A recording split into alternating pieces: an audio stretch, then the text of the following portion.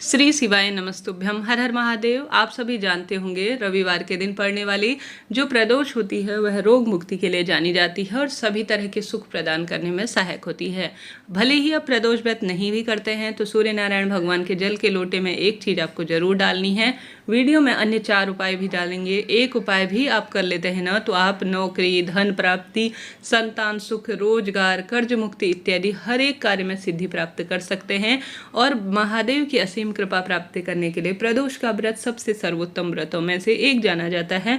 Screen पर आप प्रदोष काल का समय देख पा रहे हैं। यह शुभ समय में आप सभी उपाय करें, निश्चित ही लाभ होगा। आप जानते होंगे जीवन में हर सुख प्रदान करने के लिए प्रदोष का व्रत आप सभी को एक बार जीवन में धारण करना चाहिए। इसका विस्तृत वीडियो चैनल पर है कि आप सभी को प्रदोष व्रत कब से शुरू करना चाहिए। आप जानते होंगे महादेव की असीम कृपा प्राप्त करने के लिए शाम को अर्थात प्रदोष काल में विशेष पूजा अर्चना की जाती है। सबसे पहला सबसे सरल उपाय जो कि गुरुजी कहते हैं, कनेर का फूल मात्र 2 या 3 प्रदोष जो कि हर माह त्रयोदशी तिथि पर आती है आप कर लेते हैं ना तो आपको 2 या 3 प्रदोष के दिन करने पर ही अपने जीवन में अपनी मनोकामना पूर्ति होते हुए दिखाई देगी। और साथ ही कोई कष्ट संकट है तो उसका भी निदान होगा। बस विश्वास करें। कैसे करना है ध्यान से सुनिए। पहला उपाय चाहे तो शिव मंदिर में जाकर करें, चाहे तो घर पर विराजमान शिवलिंग पर करें, इच्छा आपकी है। आप सभी को अपनी पूजा की थाली में मात्र एक पीला कनेर का फूल रखना है, साथ ही एक बेलपत्र और एक शमी का पत्ता रखना है। तीनों चीज़ें रख लेनी है। और आप सभी को बेलपत्र शिव पर चढ़ी हुई भी प्रयोग में ले सकते हैं। गुरुजी ने पहले ही बताया है अगर शमी का पत्ता नहीं मिल पाता है तो उसके स्थान पर आप चावल का दाना भी ले सकते हैं। जो गुरुजी की नियमित कथा सुनते हैं उन व्यक्तियों को यह बात पता होगी। तो आप सभी आवश्यक रूप से एक शमी का पत्ता, एक बेलपत्र, एक कनेर का फूल अपने पूजा की थाली में रख लीजिए। साथ ही जल का लोटा आपको जरूर से रखना चाहिए। साथ ही गोल बत्ती का घी का दीपक हमेशा महादेव की पूजा में जाना जाता है। सबसे पहले नमः शिवाय ओम मंत्र या श्री शिवाय नमस्तुभ्यम मंत्र का जाप करें। और आवश्यक रूप से आप जो है 12 ज्योतिर्लिंग का भी स्मरण कर सकते हैं। इच्छा शक्ति सामर्थ्य आपकी है। आप प्रदोष में व्रत काल में करें इस उपाय को या सुबह करें, इच्छा आपकी है। तत्पश्चात आप सभी को इसे ले जाकर विशेष तौर पर जो है सबसे पहले किसी भी पूजा पाठ में गोल बत्ती का घी का दीपक लगाना चाहिए ताकि हमारी पूजा पाठ का साक्षी दीपक हो। तो उसके पश्चात आप सभी को साधारण सरल तरीके से पहले जल इत्यादि समर्पित करना है अपने घर के मटके में से ले जाया हुआ। उसके बाद अपनी मनोकामना कहकर यही 3 चीज़ जो मैंने आपको बताई हैं साधारण सरल तरीके से आपको शिवलिंग पर समर्पित कर देनी है। आप देखेंगे कि हर एक कार्य आपके बन रहे हैं। कोई पैसा समय तो लगना है नहीं जी, नहीं किसी का नुकसान होना है। बस भगवान को प्रसन्न करने का हम सभी शिव भक्त प्रयत्न करते हैं।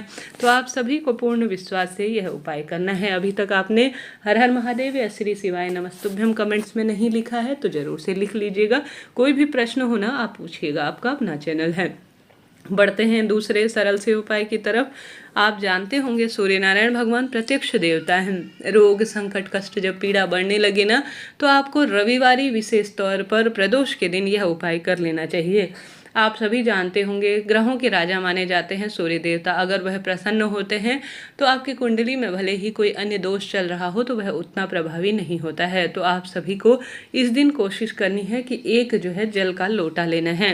जल के लोटे को गुरुजी कहते हैं धोना नहीं है बल्कि सोमवार तक जो है इस प्रयोग को करना है। आप देखेंगे कि आपके जीवन में महादेव और सूर्य नारायण भगवान की कृपा हो रही है। आपने देखा होगा श्री रामचंद्र जी भी सूर्य भगवान को जल चढ़ाते थे, उनकी आराधना करते थे। और आज की तारीख में भी सभी जो देव पुरुष हैं जो है माननीय प्रधानमंत्री जी को भी आपने सूर्य आराधना करते हुए देखा होगा। यह कार्य पितरों को भी सुख प्रदान करता है। तो आप सभी को एक तांबे का लोटा ही इस उपाय को करने के लिए आवश्यकता पड़ेगी।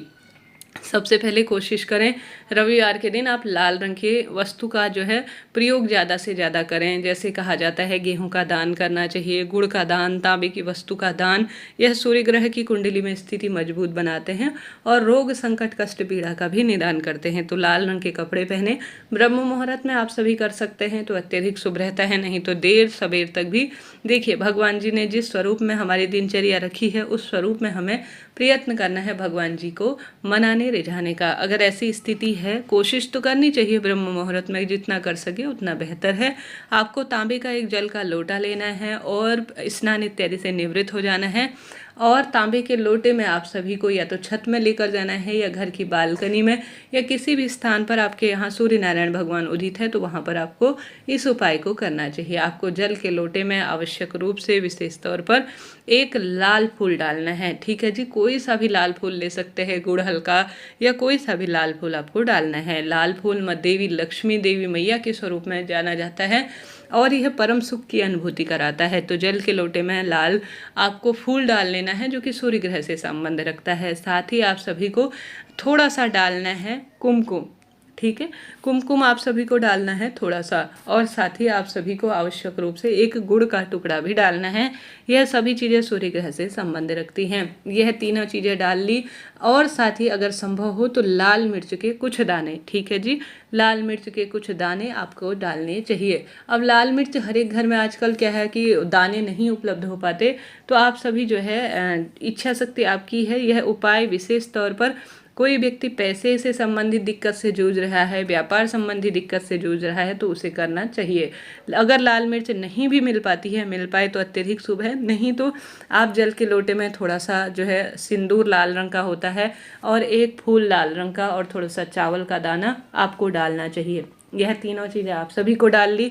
गुड़ का टुकड़ा तो आवश्यक है ही, और संभव हो तो जो मैंने लाल मिर्च के दाने कहे वह भी ले लीजिएगा। अब आप सभी को चले जाना है सूर्य नारायण भगवान के सामने। अब यह नहीं कि सीधे ही चढ़ा दे, आप सभी को अपने हाथों को 6 इंच थोड़ा सा ऊंचा उठना है, परंतु पैरों को नहीं उठाना है, सिर्फ हाथों को ही आपको उठाना है, इस बात का ध्यान रखना है। तत्पश्चात आप सभी को सूर्य नारायण भगवान को अर्घ दे देना है, समर्पित कर देना है यह जल का लोटा। हमेशा सूर्य भगवान की एक परिक्रमा लगाई जाती है, आप सभी जानते होंगे। दाहिने हाथ की तरफ से बाएं हाथ की तरफ आपको परिक्रमा लगा लेनी है, और आपको जो है जो धार होगी ना, उससे निरंतर जो सूर्य नारायण भगवान की किरणें है ना, उनका दर्शन करना है। जो जल की धार आप समर्पित करेंगे उससे सूर्य नारायण भगवान का आपको दर्शन करना है। एक परिक्रमा लगाने के बाद आप सभी को उस जल के लोटे को धोना नहीं है, बल्कि उसी से आपको सोमवार के दिन तांबे के लोटे से मटके में से जल भर लेना है और शिवलिंग पर चढ़ा देना है। प्रदोष का व्रत है। उसके बाद आपको शिव पर चढ़ा हुआ जल लाना है कुंदकेश्वर महादेव का नाम लेकर। पूरा उपाय इस तरह से है, सुनिएगा। कुंदकेश्वर महादेव का नाम लेकर जल आपको शिवलिंग से उठा लाना है और उसे घर पर छिड़काव करना है। कुंदकेश्वर महादेव का नाम लेकर उस जल का थोड़ा सा आचमन भी कर लेना है, अर्थात ग्रहण भी कर लेना है। साथ ही गुरुजी कहते हैं शिव पर चढ़े हुए जल को अपने ऊपर छीटन कर लेते हैं ना, तो भले ही आप जो है त्रिपुंड नहीं लगा रहे हैं, आप भस्म धारण नहीं कर रहे हैं, रुद्राक्ष धारण नहीं कर रहे हैं, तो भी आपको संपूर्ण फल पूजा का इससे मिल जाता है। तो आप सभी को करने का प्रयत्न करना है। निश्चित ही कैसा भी दुर्भाग्य चल रहा हो, कैसी भी विपदा जीवन में आ रही हो, उसका निदान होना ही है। तो इस तरह से आपको प्रयत्न करना है इस उपाय को करने का। साथ के साथ आप सभी 108 चावल के दाने या 108 गेहूं के दाने, प्रदोष व्रत है तो शिवलिंग पर नमः शिवाय ओम या श्री शिवाय नमस्तुभ्यं मंत्र का जाप करते हुए चढ़ाना चाहिए। ऐसी मान्यता है, इससे सब कार्य स्वतः ही बन जाते हैं। अभी के लिए इतना ही। दूसरा वीडियो आप सभी जरूर से देखिएगा, वह भी उपायों से भरा हुआ होगा। गुरुजी की अपनी पिछली कथाओं में कई उपाय बताए हैं, वही आप सभी तक साझा कर रहे हैं।